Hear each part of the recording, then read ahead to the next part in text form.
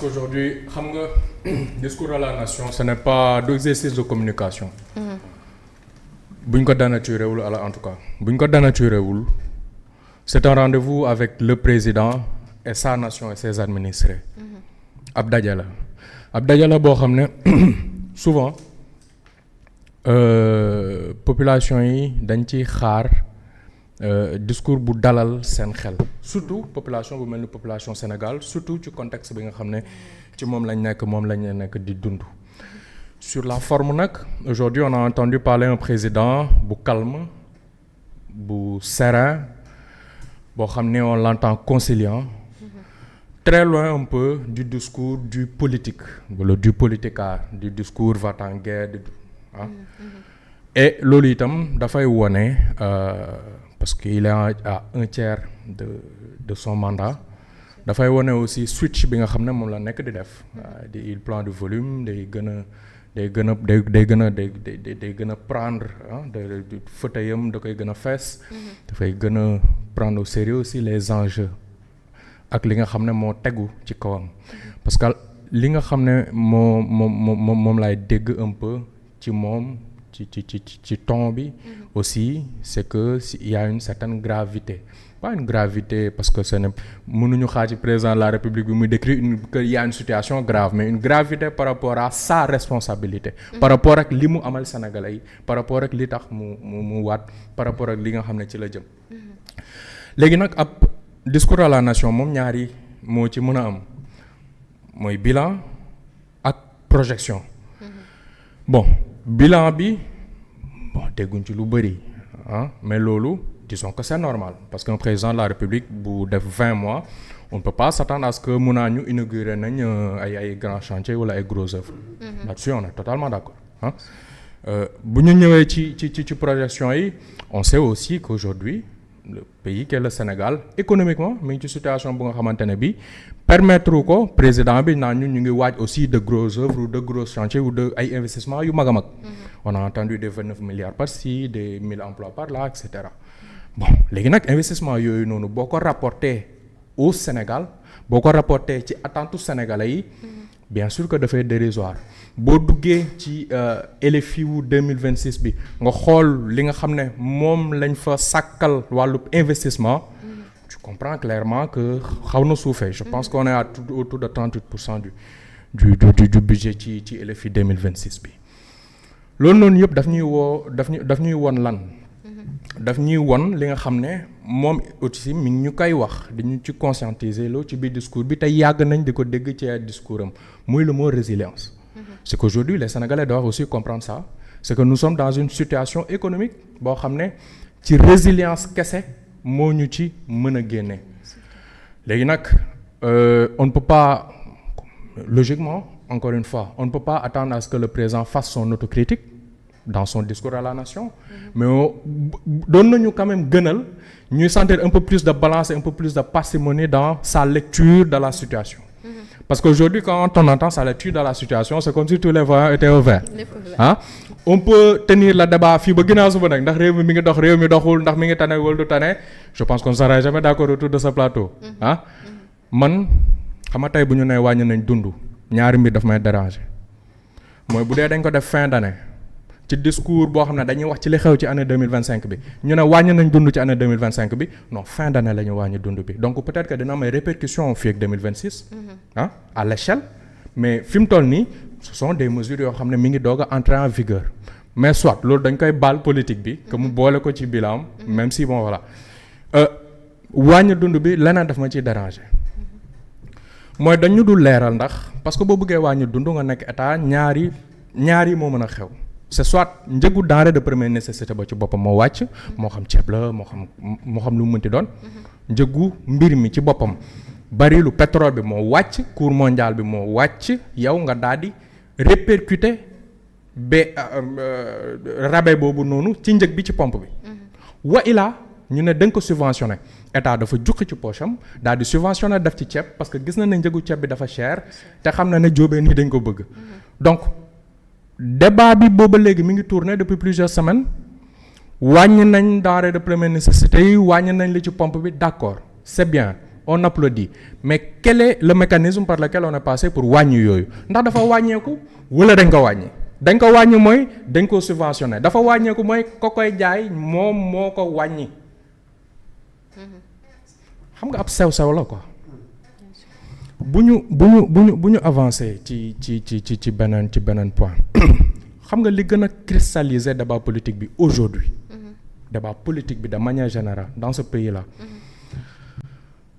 mooy cette dualité au sommet de l'État. Encore une fois par honnêteté mënuñu ne dañ doon xaar que président bi di ñëw ci sur ce sujet là bien sûr que non mais quand même doon nañ xaar un peu plus xam nga ci discours bi boo nee maa ngi sant premier ministre bi ci liggéey bu mu war a def ci liggéey bu mu nekk di def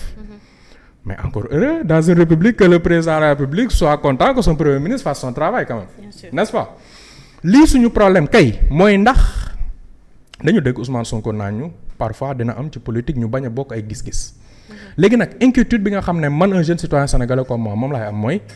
ndax entre patron bi ak ki topp ci moom bu ñu bokkul gis-gis ndax du doon problème maanaam borom tool bi ak surga bi bu ñu bokkul fa ñu jëm bu ñu bokkul gisin ci tool wi ndax problème du am ci tool bi loolu mooy problématique bi en réalité sur cette question là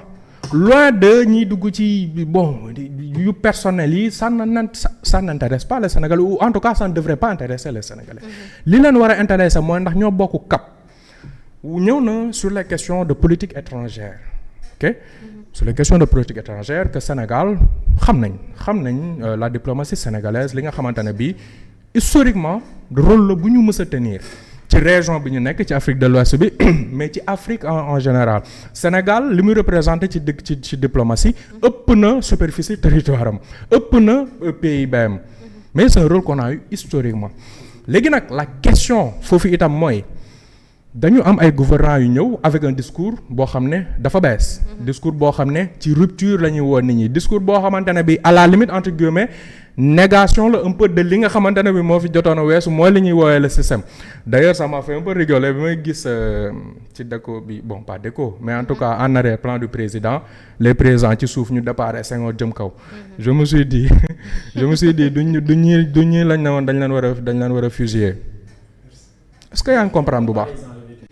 est-ce que yaa ngi comprendre bu baax bien sûr mais c'est important de rappeler la rupture aussi. ak déco bi aussi décoration bi déco palais bi aussi tamit. oui mais loolu c'est dara que l'effigie du président Senghor et de celui d'Abdou Diouf figure sur l'arrière-plan du président Diomaye. Ça ne dérange personne ça. Les enlever de là-bas, ça ne serait pas de la rupture, mais de la négation. C'est enlever une partie de l'histoire du Sénégal. D'accord. Mais si vous me le permettez. D'accord, vas-y. mën naa continuer ndax pareeguma. waaw. c'est Daouda qui t'a coupé alors. ne ko jegewuma sax pare. waaw boo leen seetloo nag bi ngeen di wax j'étais très calme. Même si je n'étais pas d'accord sur tout. Voilà voilà. Mon propos ce n'est pas il faut enlever les photos des anciens chefs de l'État du palais. Ce n'est pas ce que je dis. Ce que je dis mooy dafa am ñoo xam ne dañoo newoon ancien chef d'État yooyu dañ leen war a fusiller l'histoire bégaye tey nag kenn ci ñi nga xam ne dafa fare woon ci ñi jàppoon ne ancien chef d'État dañ leen war a fusiller moom suñu borom def na ko moom itam chef d'État palais ba fekk na fa photo chef d'État yi nga xam ne ñenn ci ñoom nee nañ dañ leen waroon fusiller tey buy def discours à la nation photo chef d'État yooyu ñoo nekk ci ginnaawam war na bàyyiloo xel tamit homme politique yi ci li ñuy wax xaw ma ndax yaa ngi comprendre li ma wax. Mon propos ce n'est pas faut enlever les photos. Mais il faut tirer la conséquence. Mais s'il vous plaît, faut me laisser continuer. Je vous en prie. Non, c'est pour agrémenter. Non, oui, mais bon, laissez-moi juste dérouler. Quand on fait une comparaison entre les discours du président Faye et les discours du président Sall, boo koy jéem parce que bon ce n'est pas une comparaison juste bu fictif, mais juste pour nga comprendre un peu différence bi nga xam ne moom moo am ci posture yi. Da nga doon seetlu avec le président Faye, c'était beaucoup de chiffres, c'est un discours très technocrate, beaucoup de chiffres, beaucoup de réalisations. C'était un discours ferme, surtout ce dernier discours nga xam ne c'était dans un contexte politique qui était particulier. C'était un discours ferme, ok? boo ko méngaleeg discours du président Faye. C'est un discours un peu moins technocratique. Il y a moins de chiffres. Il y a moins de grandes annonces ah. Je pense que tey déggoo fi loo xam ne yow dina changer sa dundu que tax na nga ne bon c'est quelque chose qui va. C'est normal wax nga ko tout à l'heure nee nga amuñu fi réalisation yu mag yoo xam ne war nañ ko fi mën a wax te aussi tamit xaalis bi nekku fi ba tax ñu mën a indiwaat yeneen réalisation yu ngand yoo xam ne mën nañ koo annoncer donc c'est logique. On va quand même comparer. On va quand même comparer. Je compare, bien sûr, à l'entame de mon propos, on ne peut pas comparer quelqu'un boo xamante ne bii il a fait 20 mois ak quelqu'un qui a xam ne bii il a fait 12 ans. yaa ngi comprendre mais dama ne boo ñëwaat ngay reculer ci forme discours bi différence boobu ngay remarquer. Tu as un discours plus technocratique d'un côté ah. Ça le président Sall même balaa muy am ay réalisations. On sentait quand même dans ses discours qu'il avait une ambition bu nga xamante ne bii quand il parlait de certains projets yi nga xam ne tey ñu ngi dugg ci BRT ñu ngi dugg ci TER bañ koy wax l'opposition dañ doon wax que ce monsieur là il est un peu farfelu parce que voilà quoi comprendre nga mais on voyait ça aussi on voyait une certaine vision bu nga xamante ne bii mais aujourd'hui l'état actuel la situation actuelle du pays notre économie le climat social waxi justice le président yàggu ci mais en tout cas yooyu noonu yëpp dafa xaw a taggatémbee noo xam ne notre président bien sûr qu'il est obligé de parler avec retenue il est obligé de parler avec prudence quand le président a parlé de justice on s'attendait aussi à ce que mu ñëwaat tuuti ci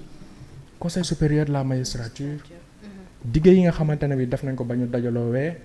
jox ñu agenda wu kañ la ñuy commencer kañ la Sénégal di am juge des libertés pour ñu mën a décongestionner kaso yi voilà en fait daf ci bëri ay sujets yoo nga xamante ne bi ay sujets la bien sûr que il faut catégoriser il faut échelonner da ngay tànn le président ne peut pas parler de tous les sujets ci 20 minutes mais moi personnellement je pense que la justice c'est un sujet boo xam ne on aurait aimé entendre un peu plus de garanties et beaucoup plus de gages léegi nag sànq il y a eu un petit débat qui a été bien sûr très riche hein mais c'est vrai amul instrument de mesure pour xam sénégalais bi naka la yëgee mbir mi mënuñu def tuuru sénégalais yi pour xam ku ci nekk naka nga yëgee mbir mi mais président moom mi ne mbir mi ngi tane